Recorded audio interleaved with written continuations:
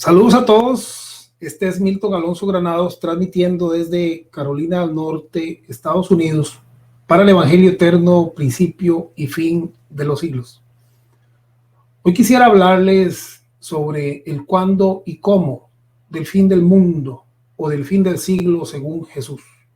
Este es el video número 5 que hemos estado hablando precisamente sobre todo este diálogo que Jesús tiene con sus discípulos cuando ellos le preguntan acerca del fin del mundo, acerca del fin del siglo. Todo esto sucede según Marcos capítulo 13, versículo 1, cuando ellos salían del templo. Dice: saliendo Jesús del templo, le dijo uno de sus discípulos: Maestro, mira qué piedras y qué edificios. Aquel templo construido por Herodes era un templo magnífico, era un templo esplendoroso, era un templo muy hermoso, y sobre todo las piedras eran piedras muy grandes y eran piedras blancas. Entonces ellos le mostraban a Jesús el templo y sus edificios. En el verso 2 de Marcos capítulo 13 dice: Jesús respondiendo le dijo: ¿ves estos grandes edificios? No quedará piedra sobre piedra que no sea derribada. Esta es la profecía, el cumplimiento más exacto que Jesús dijera en aquella época. Los discípulos, cuando escucharon esto, ¿sí? Por un lado ellos le enseñaban la magnificencia del edificio, y por otro lado Jesús les responde y les dice: ¿los miran ustedes? Porque no va a quedar piedra sobre piedra. Jesús estaba prediciendo la destrucción del templo judío. Ahora ellos están saliendo del templo cuando ellos le enseñan los edificios. Y luego Jesús les declara que este templo sería destruido. Lo interesante de esto es que caminando un poco, cerca de 1.6 kilómetros o una milla, a unos pocos minutos, los discípulos iban con esta inquietud acerca de lo que Jesús les había dicho. Ellos iban inquietados. Y entonces dice en Marcos 13:3: y se sentó en el monte de los olivos frente al templo. Y Pedro, Jacobo, Juan y Andrés le preguntaron aparte. Ellos querían continuar con este tema, que era una revelación tan profunda y tan grande sobre la destrucción del sistema sacrificial judío. Algo inimaginable, las palabras de Jesús en aquel momento, prediciendo lo que sería la destrucción del sistema de culto mosaico del antiguo pacto y reemplazándolo por un mejor pacto, fue algo que les llegó muy, pero muy profundo. Entonces, cuando ellos llegan al monte de los olivos, Pedro, Jacobo, Juan y Andrés le preguntan por aparte. El monte de los olivos está cerca de 2 millas o 1.6 kilómetros. Está a unos pocos minutos. Sí, está a una milla, disculpe. Está a una milla o cerca de unos pocos minutos del templo. Ahí fue donde Jesús entonces se sentó, y dice en Mateo capítulo 24 verso 3: y estando él sentado en el monte de los olivos, los discípulos se le acercaron aparte diciendo: dinos, ¿cuándo serán estas cosas y qué señal habrá de tu venida y del fin del siglo? Había dos preguntas. Ellos querían saber cuándo y también querían saber cómo, cuáles eran las señales de aquel cumplimiento. Entonces en la mente de ellos estaba cuándo sucederán estas cosas y cómo o cuáles señales habrá de tu venida. Entonces Jesús en el monte de los olivos comienza a hablarles a ellos y a explicarles de cuándo y cómo sería la señal de su venida y del fin del siglo. Ellos querían saber cuándo y cómo. La Reina Valera dice, ¿cuándo sería el fin del siglo? La Biblia al día dice, ¿y cuándo sería el fin del mundo? Ellos querían saber acerca del fin del mundo o el fin del siglo. La Biblia latinoamericana dice, ¿y cuándo es el fin de la historia? Sí, sea como sea que usted lo lea, estaba hablando del fin o de una historia o del mundo o del siglo, pero el mundo judío, a través de la profecía cumplida, estaría a punto de cambiar para siempre.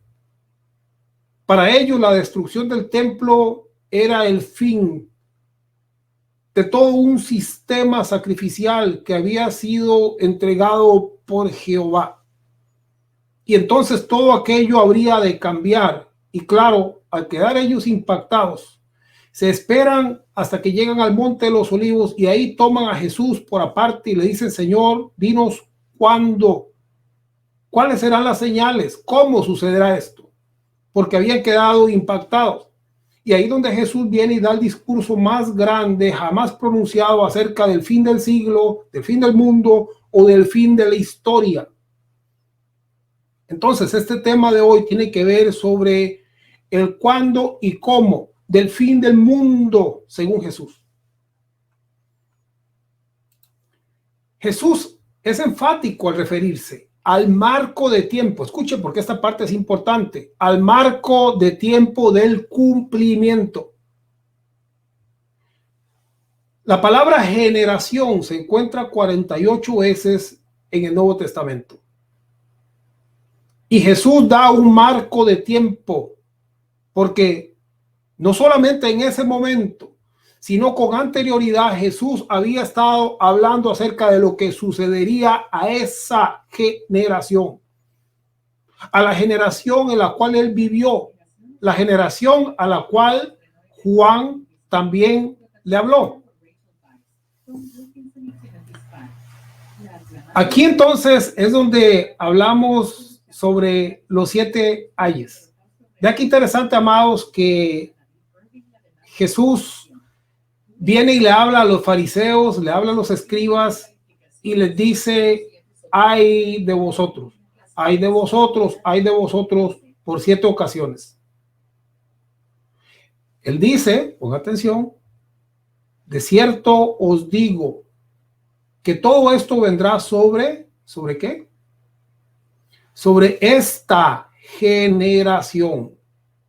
En 48 oportunidades se habla de generación. Juan el Bautista habló de generación. Pedro habló de aquella generación. Entonces, cuando ellos le preguntan acerca de la destrucción del templo y del juicio, Jesús dice esta generación. En Mateo capítulo 3, verso 7, Juan, al ver él que muchos de los fariseos y de los saduceos venían a su bautismo, les decía, generación de víboras, ¿quién os enseñó? Escuche, ¿quién os enseñó a huir de la ira venidera?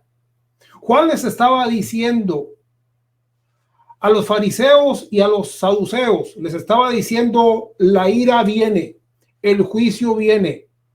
Y díganme ustedes, ¿quién les enseñó a huir de esta ira y de este juicio que viene? ¿Sí? Porque Jesús dijo a aquella generación y Juan dice esta generación, generación de víboras. ¿Cómo ustedes han aprendido a huir de la ira que viene? Porque la ira se habría de desatar según las palabras y el cumplimiento de la profecía de las palabras dichas por Jesús a sus discípulos. En Lucas capítulo 11, verso 50, dice, para que se demande de esta generación la sangre de todos los profetas que se ha derramado desde la fundación del mundo. ¿Sobre cuál generación se habría de demandar la sangre? ¿Y quién derramó la sangre de los profetas? Por supuesto, entendemos que eso sucedió en la tierra de Israel. Y Jesús le estaba hablando a la gente de Jerusalén. Y Jesús les dice para que se demande de esta, no de otra, de esta generación, la sangre de todos los profetas. Ahí no está hablando del planeta entero, sino le está hablando a lo que sucedería a Jerusalén. La sangre de los profetas que se ha derramado desde la fundación del mundo. Verso 51 de Lucas 11. Desde la sangre de Abel hasta la sangre de Zacarías que murió entre el altar y el templo. Sí, os digo que será demandada de esta generación. Jesús fue claro acerca de cuál sería la generación. Y recordemos que Jesús vino con el evangelio del reino y el cumplimiento del evangelio del reino, y todas aquellas parábolas de los labradores malvados se referían a Jerusalén. Todas aquellas parábolas de aquellos que escondieron los talentos y no dieron fruto se referían a Jerusalén. Todas aquellas parábolas de las 10 vírgenes y las 5 insensatas se referían a Jerusalén. El trigo y la cizaña se refería a aquello que estaba a punto de suceder en Jerusalén. Mateo capítulo 17, verso 17. Respondiendo Jesús dijo: oh generación incrédula y perversa, ¿hasta cuándo he de estar con vosotros? Oh generación incrédula y perversa. Aquella generación era la generación del cumplimiento, también la generación del juicio. ¿Hasta cuándo he de estar con vosotros? Porque ellos no querían o no podían creer. Entonces eran una generación incrédula y perversa, tal como lo había dicho también Juan el Bautista, una generación de víboras. En Hechos capítulo 2, verso 40, Pedro dice: y les exhortaba diciendo: sed salvos de esta perversa generación.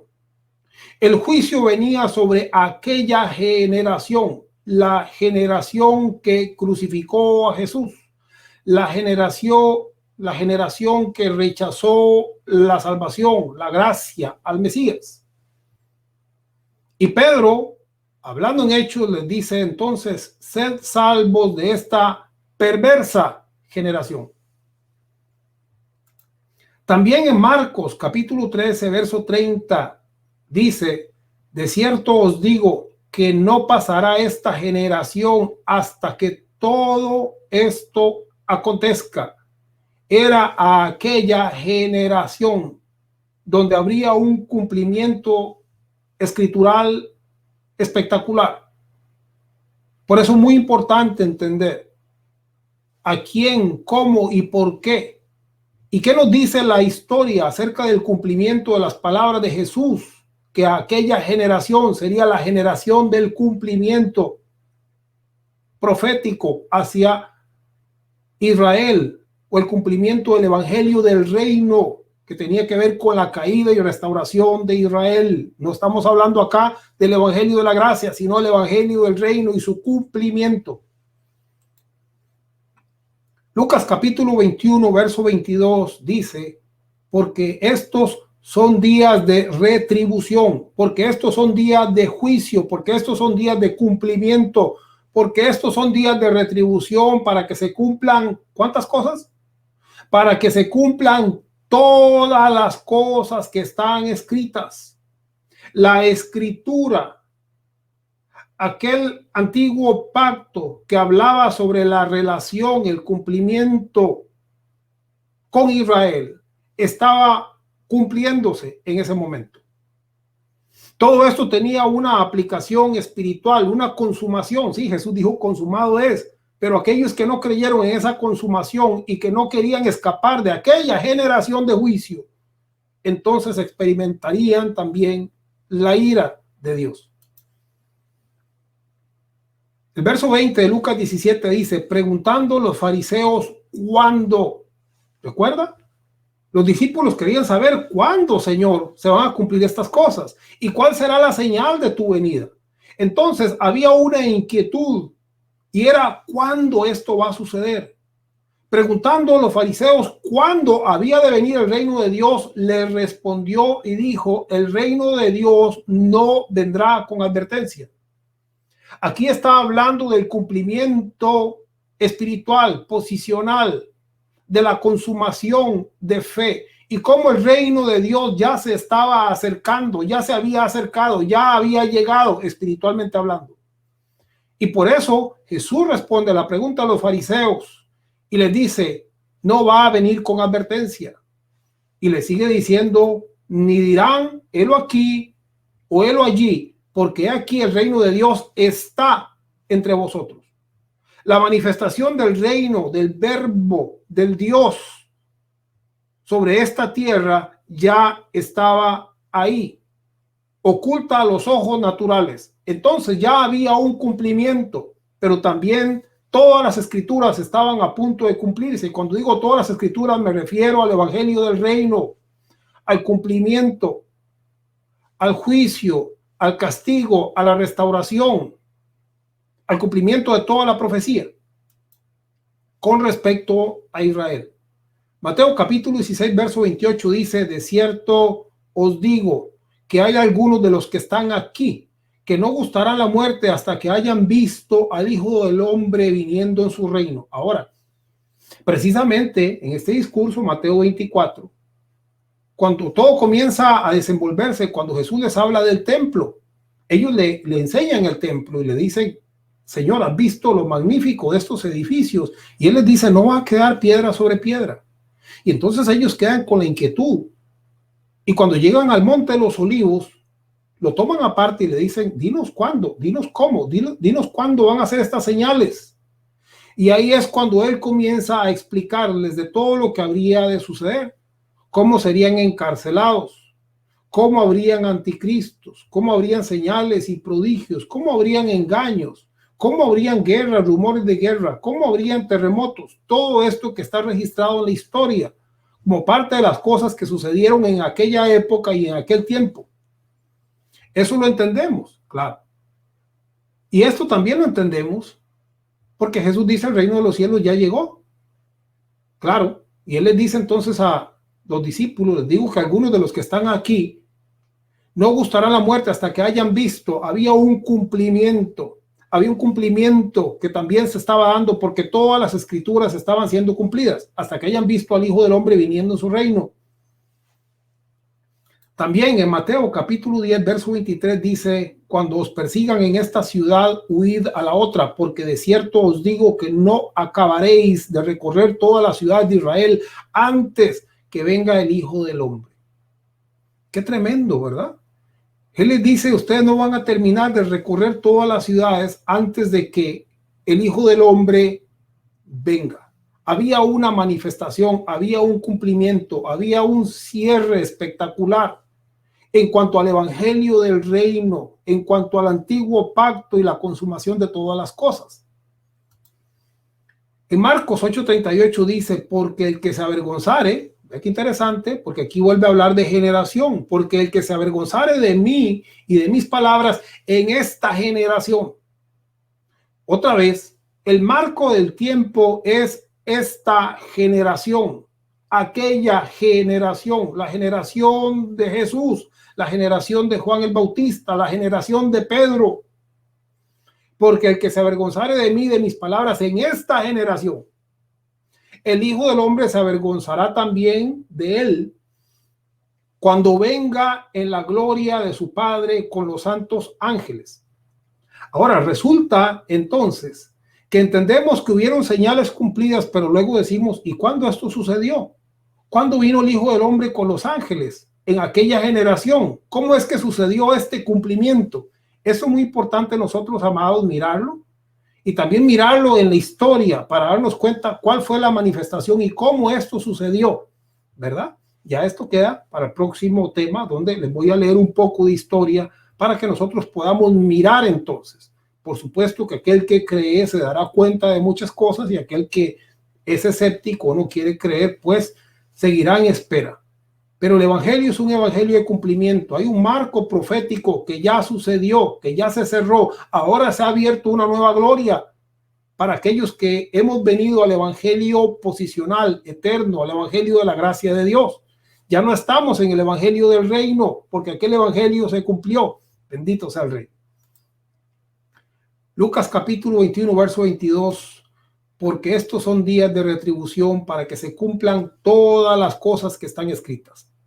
Este es el próximo tema donde vamos a estar cerrando esta serie y donde vamos a ver cómo Jesús vino en las nubes en aquella generación tal cual Él lo había prometido. Gracias, amados.